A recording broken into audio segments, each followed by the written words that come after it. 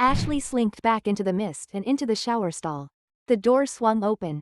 Maxine stood shaking by the doorframe, mouth hanging open, covering it with her hands. She couldn't scream. She couldn't process what was in front of her. Adam lying on the ground, eyes wide open, covered in blood, his throat slashed clean to the bone. Adam? Maxine let out a stuttered breath. Seeing her husband's body was enough to plummet her resolve from a bright orange to a hungry darker shade. Her heart rate sped up as she stepped closer to the corpse. Then she noticed Ashley's silhouette in the mist and backed away slowly. Ash, she whispered to her, what did you do to him? I didn't mean to, Max. Ashley whimpered. I was impressed by how the demon could imitate them uncannily lifelike, almost close to trolling Maxine's grief. The demon mocked a sob. I didn't mean to. You have to believe me. You killed him, Ashley. Maxine whispered as if saying it out loud made it untrue. It's not me. You killed him. Maxine regained a little bit of her strength, stepping forward. You killed my husband. Fuck. I'm calling the cops. No, don't. I'm calling the cops. Ash, you stay right where you are. Maxine, please. You have to believe me.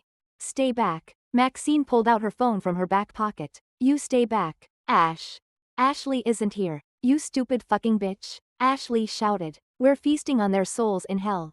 Ashley lunged out of the mist, but Maxine was faster, pivoted around, and hid behind the doorframe, avoiding Ashley's tight grasp. Ashley crashed into the bed, thrashing to get back up. Maxine ran out of the door and dashed down the stairs, trying to dial 911, but she dialed 901 instead. Shit. You're next. Ashley cackled, rolling off the bed. You're next, little piggy. Oink, oink. Maxine reached the front door's handle, sobbing, hand still clutching her phone, when suddenly, the rug underneath engulfed her. The force lifted her off the floor and threw her across the room, crashing against the wall. The hanging portraits fell on top of her. Oink, oink. Ashley laughed maniacally as she climbed up the railing on all fours and stalked toward Maxine like a spider, licking her lips. No, Maxine screamed, trying to get the rug off her, suffocatingly wrapped her body. Let me go, let me go. Ashley hopped on top of her, prying the rug off until she and Maxine were face to face. What is it, girlie? Like what you see? Ashley grinned, showing rows of rotting teeth. You're not Ashley. Of course not. You bulimic cunt. Why don't you choke on a fucking carrot? Suddenly, Maxine's resolve returned to a lighter orange as she yanked her necklace off her neck, a silver pendant etched with symbols, and pressed it against Ashley's forehead. Relinquo demonium, Maxine shouted. Ashley shrieked and jumped off Maxine, screaming at the top of her lungs. The house shook. The walls rattled. What's left of the portraits hanging on the wall swayed loose and shattered on the ground. Pieces of broken glass rose from the floor as Ashley let out a piercing wail. The glass flew, breaking Ashley's skin, and a couple sliced Maxine's cheek and arm. Snap out of it, I commanded the demon. But the demon wouldn't listen. I could feel its pain, like it was being pulled apart piece by piece, limb by limb. Half of the neighborhood must have heard her by now. After a few seconds, she stopped screaming, letting out real sobs as she strained against Maxine's pendant, still trying to reach her. Maxine stood up and raised the pendant directly at Ashley. Demon, she shouted, I am your master's servant. You will not harm me. Ashley's flesh under her cheeks began to peel off, revealing the reddish meat. Her eyes were bloodshot. Ashley tried to lunge at her, but the pendant pulled up an invisible force around Maxine, preventing Ashley from getting within inches of her throat. Maxine took a step back, her voice trembling. I said, you will not harm me. Demon, I am a disciple of Beelzebub, of Asmodeus, of Ammon, of Lucifer, and Astaroth. I have wielded the powers of the 9 hells. I serve your masters. Demon, so, you will not harm me. Straining against an invisible force, Ashley glared at Maxine, and began to chuckle. Servant, she muttered. Servant. She let out a boisterous laugh. Servant, servant. Maxine kept her pendant raised. You will not harm me, she said, less confident this time. You have angered my master. Maxine fairly, Ashley said. I compel you to tell me who your master is. Demon. Ashley laughed and glanced over Maxine's shoulder. Behind you, bitch. Maxine whirled around, and I summoned telekinesis. Grasping her by the throat, I lifted her body a foot from the ground and hurled her across the dining room, knocking off the vases, candles, and a bowl of fruit along the way. Behind us, Ashley guffawed. Master, master, get her, master. I held my grip as Maxine struggled, still clutching her pendant while she tried to cast another spell. Re Lin Quo, Daemon I. She raised the pendant toward me. I flinched for a split second, imagining Ashley's pain in my body and my consciousness. But it increased tenfold. Nothing happened. I remained in the air, telekinesis still wrapped around Maxine's neck. I smiled and gripped tighter, shedding her resolve into a darker orange. Just what I like to see. I hissed. She kicked, screamed. I threw her through the window, shattering upon impact. Maxine tumbled out into the patio deck in the backyard, shards of glass cutting through her skin. She rolled, loosened her grip on the pendant, and it went flying into the grass. She scrambled to look for it. No, no, no, no, no, no, she muttered. I sensed Ashley's presence behind me, and Maxine whirled around. Must have had a fright to find Ashley leering through the opening, grinning at her. Without her pendant, it shed her resolve down to red. She ran for the side gates, but my telekinesis was still up. I grabbed her entire body, lifted her off the grass again, and dragged her back toward the broken window. She reached out, grabbed hold of a drain pipe by the side of the house, and screamed for help. She caught sight of two teenagers up on the second-floor window next door, spreading out my many eyes. I was bombarded by loud music as the two teenagers started making out on the girl's bed, oblivious to Maxine's cries 50 feet away. Help me, help me.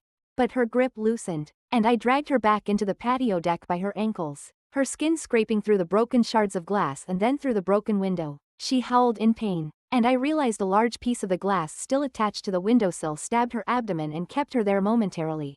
I don't have time for this. I yanked hard on Maxine's ankles, and the glass split into two and embedded deep into Maxine's belly. With the last second of telekinesis, I chucked her across the dining table, rolled over, and dropped right in front of Ashley's feet. Ashley straddled her, and Maxine tried to get her off weakly. It was no use. With a wide grin, Ashley vomited a torrent of blood and chunks of her gut all over Maxine's face and open mouth. Such force looked like Maxine got hosed down by it. I wanted to gag. Ashley's eyes rolled over, and she collapsed beside Maxine. She stopped moving. Maxine wiped the blood off her face and crawled away from Ashley's body, taking in labored breaths. I watched the demon emerge from Ashley's pores, now hovering above Maxine's. Maxine's resolve dropped to a dull red as she stared at Ashley's body, too shocked to move. Her phone rang. On the screen, Hodge. She was about to click the green button when I sent a sliver of mind shock her way, stunning her momentarily. She started shaking like she was having a seizure, her hands twitching violently, and dropped the phone. I watched, fascinated, as the demon, in the form of her husband, stood above her. Adam? Maxine croaked. Demon Adam smiled and caressed her chin with his thumb. I know, baby, I know. I love you the way I love sliding my cock inside half the town because you are a shriveled old hag. All I wanted to do was skin you alive so my parents could see what a gold-digging slut you were inside. I'm going to enjoy wearing your skin. And then he dissipated into a puff of black smoke and slid inside her open mouth, eyes, nose, and ears. Maxine's eyes glazed over, convulsing for several seconds. Then, she stopped moving, laying there for a handful of heartbeats before she opened her eyes again and stood up. Maxine looked in my direction, smiling. She screams beautifully. My liege, she said. I shuddered. Can she see me, too, demon? I asked. Maxine nodded. She sees. She screams. She burns. She begs for your forgiveness. She tastes wonderful, like smoked cherries under hellfire. I clenched my teeth. Fat chance I'm going to give that to her. You did great. I aim to serve, Lord Dungeon. Was that a spell she cast? A child's trick, my liege, Maxine said indifferently. 'Cause it sounds like it fucking hurt. It will only last a few seconds. Once she cast the spell, it wouldn't take effect again for a minute more. You were waiting. Yes, Maxine nodded. She should have run while she had the chance, but alas, she thought she was safe from such lowly spells. So, the cult has a spell that can stun demons momentarily. How nice of them. You need to be careful in the future. Maxine narrowed her gaze. We demons do no such things, my liege. We play tricks, cut skin, bleed them out. Not careful. Caution is for the weak. And Maxine's pendant? An enchantment to increase the spell's power. As you can see, it was not enough to cast me out of the realm. She was not a very powerful witch. I doubt even the imps would be hurt by it. You got hurt. Maxine smiled. Oh, my liege. I enjoyed it. It was quite euphoric. It's a shame you had to break her concentration. The human body has powerful orgasms that we demons crave like a delicacy. I tried to compose myself for a second, stomaching all that blood, guts, and dicing made my stomach a little queasy, though I had no mouth to vomit. Still, seeing their deaths filled me with satisfaction. Do you know how to drive, demon? I asked, changing the subject. Maxine pointed at her temple. I keep the host's knowledge, she said. I will learn. Good. I want you to take me somewhere else. Demon Maxine raised her eyebrows. You want to leave your domain? Yes.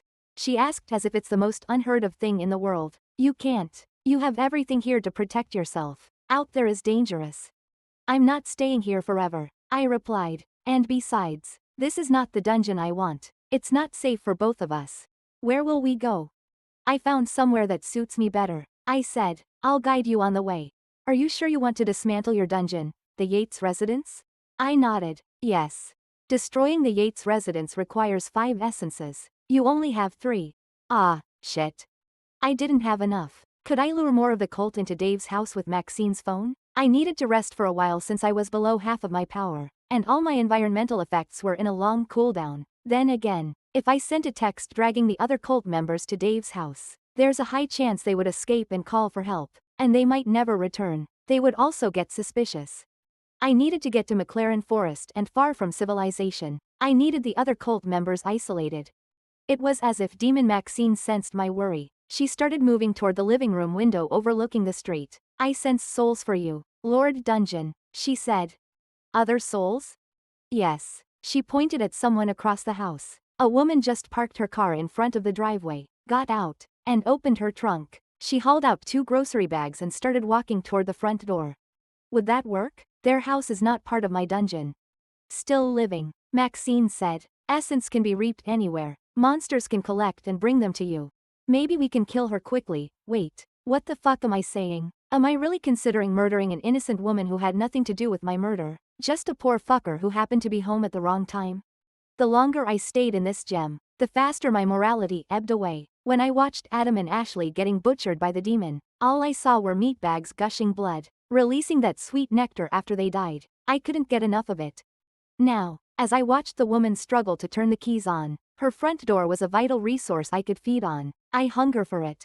It's a person, I tried to tell myself. Innocent, not like Maxine, Adam, Ashley, or Dave. Maxine turned to me. Master is no longer human, she said. Master is above mortal troubles and fears. You have become magnificent, a work of art. But I used to be.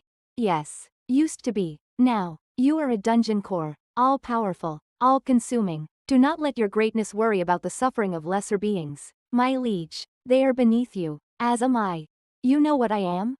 We all know what you are. Dungeon core, those who strive to bask in your glory. We flock to your kind, rare as you are, searching the stars for eternity. Most of us would not encounter your kind for another 100 years. I am lucky to find you. Therefore, I serve. More will come.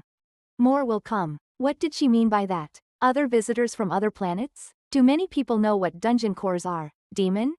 On Earth, yes. Several. Across the universe. Millions. And can they travel to Earth? A gifted portalist can traverse across billions of light years. My liege, some can sense powerful dungeon cores, and they will come to explore. It will be a glorious day of feasting. Oh, I gulped. Portalists? The universe has many powerful wizards that can enter one plane from another. I stayed quiet. Now there's fucking wizards, too? Like alien wizards? But if Master wants to feel safe, I will deliver. Maxine looked around the living room. Even the demon believed the house was less than adequate. I looked around my dungeon and couldn't help but sense I was too exposed. I was a salmon trying to swim upstream, trying to migrate home. Home. What a strange word. When I thought of it, I didn't think about my family and the house I grew up in for 18 years. I thought of earth and dirt, a shelter above my head, tunnels, and numerous caverns, creating monstrosities to populate them. I yearned for an indescribable power from above, pulled at warping speed, and I wanted to reach out and touch it. Just a taste. A taste would do me good. Like right now. I swallowed my guilt and said, "Go ahead, demon, make sure it's quick." Demon Maxine paused, frowning, but to release essence, the creature must suffer. My liege, it is required. I didn't like the demon's frown when it was disappointed by my lack of knowledge about its world. It's like my grandmother disappointed by my life choices for choosing a history major when I go to college next summer instead of joining a STEM program. What do you mean? If the Delvers die too quickly, their essence is tainted, not powerful, wasted, a blight to your growing magnificence. Lord Dungeon. The fuck? Who made that fucked up rule? Maxine shrugged. The elders, all-powerful, all-knowing, all-seeing. The elders? That's the first time I've ever heard of them. I didn't see them in my character sheet. Who are they? Maxine narrowed her gaze. Your creator. I shook my head. Coach Hodge is not an elder, and he's the one who summoned me into the gem. No. Maxine let out a chuckle. Even her demonic tone sent shivers down my spine. The human you call Hodge is puny. Magic so tiny compared to an elder. What? Are they like gods or something? Maxine's expression never faltered. They made the gods, my liege. They witnessed the birth of this universe and countless more. Oh, well, shit. I didn't know. Therefore, Hodge is not an elder. If an elder comes to your planet, you will know. Wait a minute? Oh, God. You're telling me that an elder gave Coach Hodge the incantation to trap my soul inside the gem?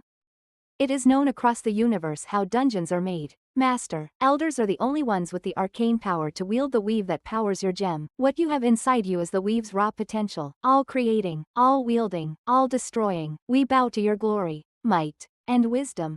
I ignored the demon's reverence for me. I didn't like the dear leader vibes it often exuded, like it was close to kissing the soles of my boots. If I ever wear one. But I'm incorporeal as well. It was one of the things I would miss wearing if I were stuck in the gem forever. At least I could project a body with better clothes for my mental benefit. So, how'd I talk to an elder? I asked. Demon Maxine chuckled again. No one talks to the elders just like that. My liege, they come to you when you are of higher rank. How high? High. Oh, I mulled over what I had learned and looked at the house across the street. The woman was already inside. Through my many eyes, she started placing all the groceries she bought into the refrigerator and the pantry. You kill them when their resolve is red? Am I getting that right? I asked the demon. Those are the rules, Maxine said. You, master, killed Dave Yates so violently that he released essence.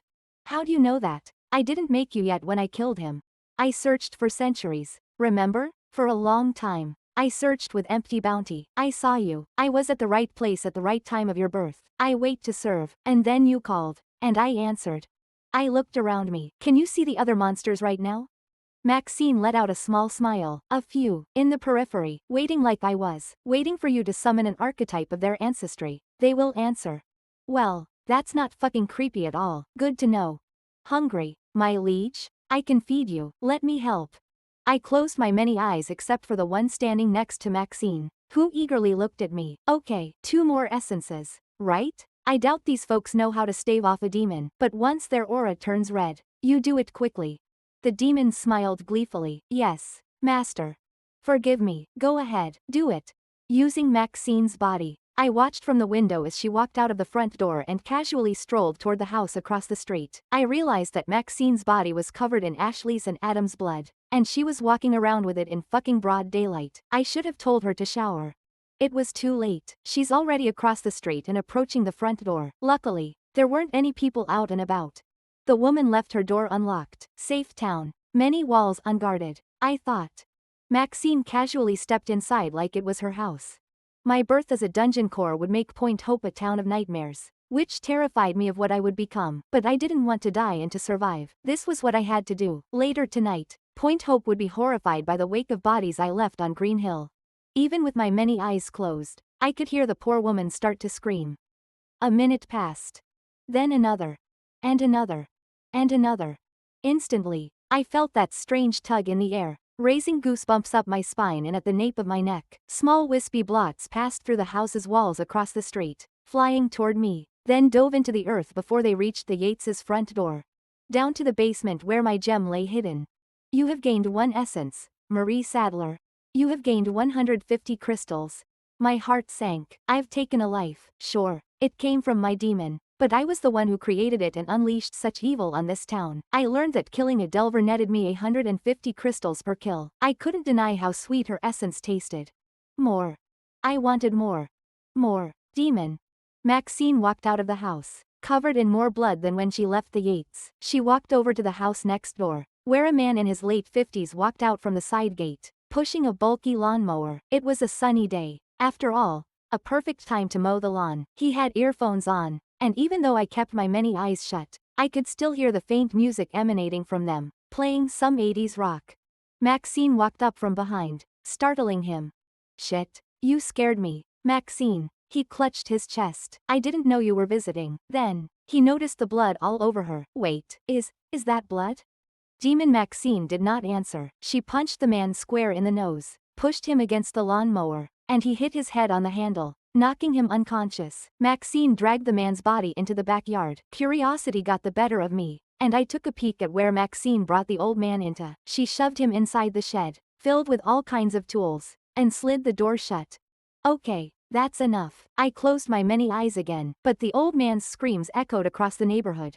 I reached my consciousness into the houses across Oaken Street and found that most had no people in them. Perhaps they were off to work, off to school, off to town. There was one Amazon delivery driver on the other street, dropping packages, but I didn't know where her following route was or if she would turn to Oaken Street. Another woman was busy doing laundry in the house's basement next to the old man. She also wore these wireless earbuds, gossiping about some woman's awful engagement ring with her friend. She didn't seem to hear the old man screaming next door.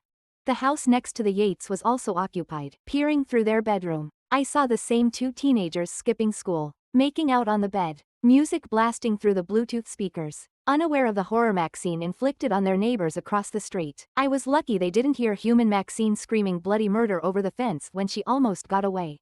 They started to undress. And that's enough of that, too. I waited for the demon to finish torturing the poor man, but while Marie Sadler only took 5 minutes, it took the demon almost 20 with the old man, and still, it wasn't done with him. Running out of patience, I opened my many eyes to the shed and gasped at the ghastly display ahead of me. Demon Maxine had tied the old man to a chair and sheared off its arms, tongue, and one of his eyes. The demon obviously beat him up, given the bruises and gashes across his body. She tied a rope around his neck, hoisting him to dangle from the beams. What the fuck? I cried out. I said to do it quickly. His resolve is too strong. My liege, the demon said, I need time to ripen the meat. I didn't realize it's that strong. Almost. Maxine almost grinned. Give me a minute. Help. The old man shouted at the slightly ajar door, gasping for breath. Help me. The old man's aura turned a deep shade of red. Demon Maxine cackled, found the sweet spot. She let go of the rope, and the old man dropped onto the cold floor. Coughing violently, he tried to crawl away from her. Get away from me. Maxine grabbed the garden shears from the wall, parted them slightly, and stepped on the old man's lower spine. But we aren't done yet, silly, she trilled. Raising the shears above her head, she stabbed the old man in the back 8 times until he bled to death. Until he shredded his vocal cords from screaming so much. Until his lungs struggled to expand. Until he choked in his own blood and his eyes glazed over, forever staring at the door. Done, Maxine said. You have gained 2 essences. Ennis Blunden. You have gained 300 crystals. I got 2? I wondered. Maxine took labored breaths. It weirded me out that even a demon could get winded from torturing someone to death. Strong resolve, higher essence, higher chances of survival if he's in a dungeon, worthy to be hero. But you want him dead, yes? Yeah, I frowned, glancing at the ropes and other tools that Maxine used to break him down. Worthy, I'm sorry, Mr. Blunden. Maxine suddenly sniffed the air and glared right through the shed's wall. Turning my many eyes over there, the woman from the basement walked out of the back sliding doors and onto her backyard porch. Hey, Annie, I'm gonna have to call you back. I think I heard Mr. Blunden's in trouble, the woman said. Really? Call me back if everything's okay, Susan, Annie said behind the line. I will. Susan dropped the call and walked closer to the fence. Mr. Blunden, can you hear me? No one answered. Another step closer. Ennis, would you like me to call an ambulance? Susan peered through the small gap in the fence, looking into Mr. Blunden's backyard. Ennis, are you okay? Maxine peered through the same hole, grinning as she lunged through the barrier, wood splitting apart, and grabbed Susan's head. Susan didn't even have the time to scream before the demon hauled her through the gap and dragged her toward Mr. Blunden's shed. What are you doing? I shouted. She saw me. My liege, she said, an easy essence for you. No, we've got enough. I wanted to say, we have the essence needed to dismantle the dungeon and move somewhere else, but I couldn't bring myself to say it out loud. I indulged in Mr. Blunden's essence a little longer, grasping at the tail end, savoring it. I couldn't describe how truly electrifying an essence was once it melded into my awareness. Like taking the first bite out of the most delicious tiramisu, the way the custard and mascarpone just melted into your mouth. Getting that hint of espresso and cocoa at the back of your tongue. I could eat it all day. No. I shook my head. I have enough. Let's get out. Enough. I had enough. Enough. I had enough. Enough. Not enough. More. More. More. I let the demon be. She dragged the poor woman back into the shed and threw her across the floor like a sack of flour. Susan rolled over and faced Mr. Blunden's gaping eye socket. Susan screamed, but Maxine forced her mouth open, grabbed a plier from the workbench, and pried Susan's tongue loose. Susan barely made it past 2 minutes, but her resolve was the darkest red, almost black, I've ever seen, and when those wisps escaped her dead flesh, the surge of power enveloping me was invigorating. You have gained 1 essence, Susan Walsh. You have gained 150 crystals. Where to next, my liege? The demon asked. I sensed 2 more souls on this street, several more across the suburbs. I opened my many eyes again throughout Oaken Street. I saw the same teenagers inside the house next to the Yates residence, but the girl was in the bathroom now, wearing only underwear and an off-pink crop top, applying more lip balm on her lips and deciding whether to keep her ponytail or let it all loose for the boy in the other bedroom. The boy was already naked down to his blue boxer shorts, giving his armpit a brief sniff before he readied himself on the bed, waiting for the girl to get out of the bathroom. I knew who these 2 were, although not very well. Sure, I've seen them around campus, but we barely shared a conversation together. The girl, Tessa Burton, was part of the varsity volleyball team in my high school, a popular girl in her own right, but I didn't know she was dating Cody Riddell, a guy who could barely get a grade past AC and was cruising most of high school at 2.2 GPA. I knew that because I tutored him for all of sophomore year, and he hadn't gotten better. Tessa had a higher chance of getting into an Ivy League school after graduation, while Cody would probably end up working behind a grill throughout his early 20s. It was weird that Tessa was dating him. They hardly talked to each other in school, and everyone knew she was single. Apparently not. Well, isn't love found in mysterious places? Or, in this case, opposites attract? I reckoned Tessa's parents didn't even know she was dating the guy. After all, they're skipping school. Is something wrong, Tess? Cody asked. No, I'll be right out. Just give me 5 minutes. She shouted. I have something special to show you. Tessa paused, opened a drawer, and took out a small bottle of perfume, which she put 2 drops on each of her wrists and dabbed all over her neck. Then, she pulled out another drawer filled with lingerie. The Amazon delivery van turned the corner and entered Oaken Street. It looked like it would stop in front of the house where the 2 teenagers were. I led the demon toward it. The doorbell rang. Hey, Cody, can you get that? I think that's my Amazon delivery, Tess said. It's supposed to arrive around noon. The boy, Cody, paused, looking down at his naked body. Can it wait, babe? I'm kind of naked. Tess rolled her eyes and smirked. I kind of ordered the thing you want? It took Cody a moment to realize. Oh, he nodded, brows lifting. Ooh, the one you talked about? Tess chuckled. Yeah, you better grab that before my mom sees it on the front porch. Right, I'll be right down. Cody looked out the window and spotted the Amazon van parked outside the house. He hurriedly put on his pants, grabbed his shirt from the study desk, and struggled to put his arm through the right sleeve of his t-shirt as he rushed out of the bedroom and down the hallway. The doorbell rang again. And again. Coming, Cody cried out, climbing down the stairs with heavy thuds. I'm getting there, geez. He put his hand and arm through the left sleeve when he opened the door. And he stared right at Maxine's bloodied face. He didn't have time to scream or make a sound before Maxine pounced on top of him, grabbed a fistful of his hair, and slammed the back of his head on the hardwood floor, knocking him unconscious. Behind her and out on the street, the Amazon delivery van's open doors streamed with blood. Inside, a large woman had her eyes gouged out, a small squeaky plush toy for dogs shoved inside her mouth to stop her from screaming. She still struggled to breathe, but with her intestines outside her torn belly, the poor woman had seconds to spare before she succumbed to blood loss. You have gained 1 essence, Annika Lawal. You have gained 150 crystals. It took the demon 30 minutes to torment the kids inside the house. I tied the girl up and made her watch as she hung Cody from the banister upside down and bled him dry. Tessa had a stronger resolve than Mr. Blunden, so Demon Maxine let her go and chased her around the house. The chase will make their essence ripe for the reaping, the demon explained, and makes them prone to silly, stupid mistakes, reducing their resolve over time. The demon toyed with her, playfully pretending that she almost had her, but then pulling back gave Tessa some gratification for evading the demon's attacks. It reminded me of a horror movie I loved to watch. Maxine made her trip, grabbed a knife, begged for her life, got a good hit against the demon, sobbing as the villain tormented her with her dead boyfriend, and did what any final girl would do in the films. Scream.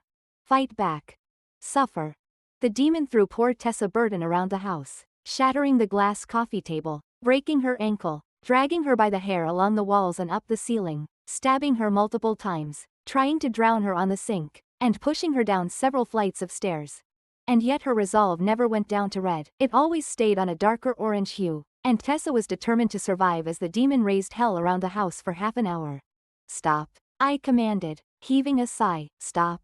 Demon Maxine stiffened, loosening her grip around the girl's neck and throwing her across the kitchen island. Tess coughed, eyed the sliding doors, and weakly crawled toward it. The demon raised an eyebrow at me curiously.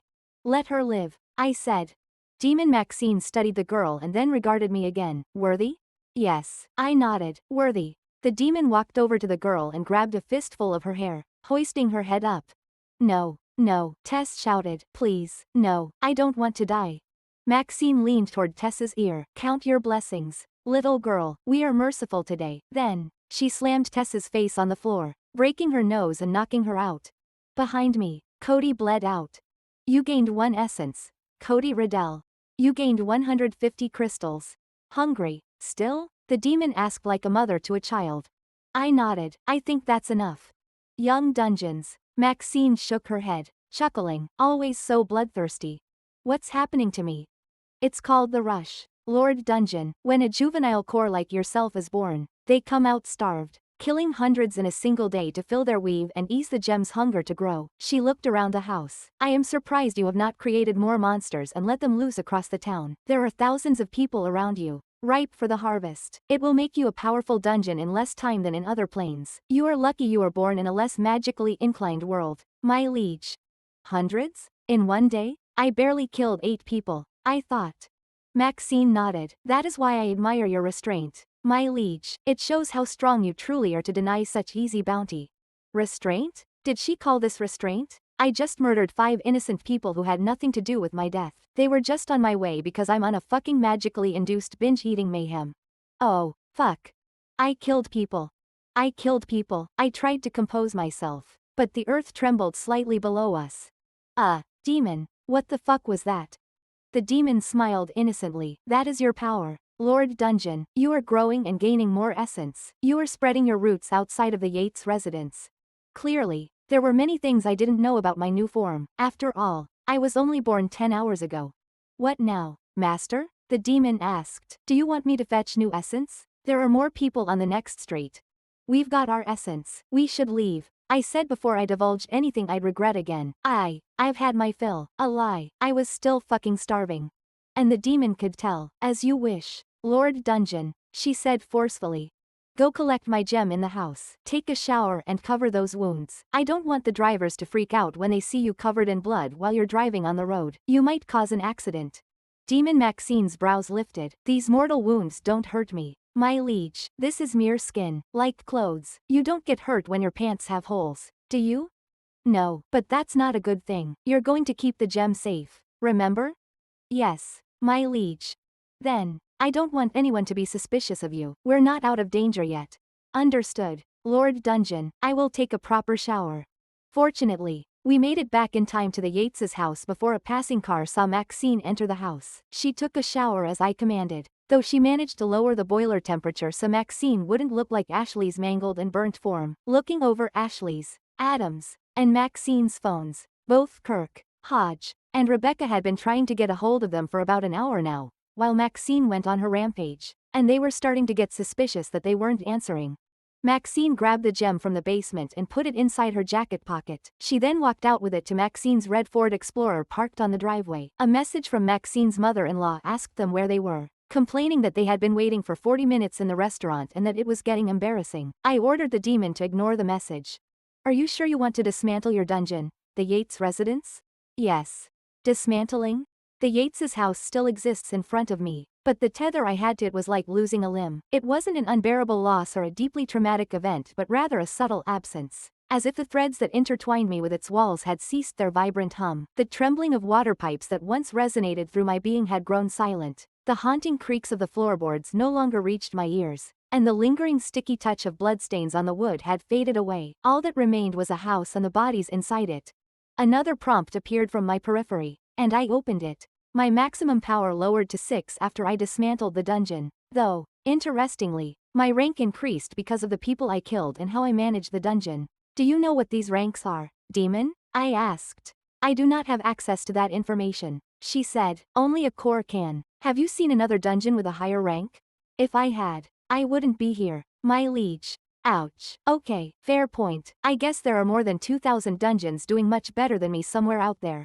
Maxine turned on the ignition. Where to? She asked. I wanted to see my family, but I feared what I would do once I saw them. They only lived a few minutes from Green Hill. All I had to do was command the demon to drive by the house and see how they were doing. I asked Maxine to search for my name on the news on her phone. We learned that I had been missing for 7 weeks. 7 fucking weeks. Coach Hodge kept me hidden wherever he put me for weeks and then murdered me when they stopped their search. I was 18, now an adult, and the police had already considered me a runaway. My parents disagreed, posting on Facebook my missing posters and information about my last whereabouts, going into public groups, and asking around if they had seen me. I didn't know how my core would react once I saw my parents. I had been so hungry lately that I killed innocent people to alleviate the feeling. I didn't want to harm them. I didn't want to bring the core to them. Making their house my dungeon so that I could be with them forever was so tempting. McLaren Forest. I told Maxine, we'll build our new dungeon there. Maxine nodded and drove off the driveway. She almost ran over a jogger trying to cross the intersection, gave him a middle finger before she drove out of Green Hill, and took the road southbound to the state forest. Maxine trudged through the woods while I nestled inside her jacket's pocket, guiding the way. She carried a shovel with her. I guessed I shouldn't be surprised that a cultist had a spare shovel in her trunk, probably to bury a body at a moment's notice. Maxine seemed like the type of person who came prepared for a gunfight. All of PHPD were looking for the red Ford Explorer. We had been walking for 4 hours now, but the demon never tired nor complained about the trek toward the foot of Mount Selene, the second tallest mountain in Oregon, rising for almost 11,000 feet. A dormant steep-sided stratovolcano and part of the Cascade Range, Mount Selene killed 49 people when it erupted back in the 70s, leveling a good portion of the forest with ash and sending almost 60,000-foot plume into the sky. That didn't include the number of climbers who died during the ascent to its peak for over a century, though it might not be as tall and gigantic as Denali, Foraker, Fairweather, or the other mountains in the country. All routes leading to the top were considered treacherous and deadly and only recommended for experienced climbers. Buffeted by strong winds and surprise storms, the weather in the valley was unpredictable, sunny in the morning and a rainstorm by the afternoon. Even the surrounding forest got a history of missing hikers and campers due to grizzly bear and mountain lion attacks. I've heard plenty of rumors that the mob and gangs affiliated with the cartel drove out here just to dump the bodies of their victims. I didn't know if it was true, but it was enough to scare people around the area. It's large enough to dump a body in. Bodies like mine, I thought bitterly. For us locals, we just called it Hell's Peak, and it was a perfect place to build my dungeon. Stop, I commanded. Maxine stopped in her tracks. I'll take a look around, I said, grasping my many eyes. I zoomed out of the forest, breaking through the canopy with my consciousness, and faced the south side of Mount Selene's picturesque snow-capped peak. It didn't look like hell. It was beautiful, tranquil. Cascadia Lodge was a mountain ski resort popular in winter and early spring on the northern side. Technically, it was popular all year round for corporate retreats, college students, and family gatherings. Our senior retreat after we graduate was going to be held there. I frowned that I would never get to experience it. There were also several beginner and intermediate trails for avid hikers and plenty of scenic campgrounds. The north side was always busy. I could only see up to a couple of miles from Maxine's location, and I couldn't get a glimpse of the lodge from this side of the mountain. Mount Selene's broad flanks covered almost 14 miles. As for the southern side, it hosted a few adventurous trails and most of the climbing routes leading up to Selene's peak. However, Few people traversed the area, except for the more daring ones. Swaths of McLaren forest hadn't been explored thoroughly. After all, an expanse of Douglas fir, hemlock, and pines as far as the eye could see. At the most southern tip was Point Hope, glittering like a faint beacon under the fading afternoon sky.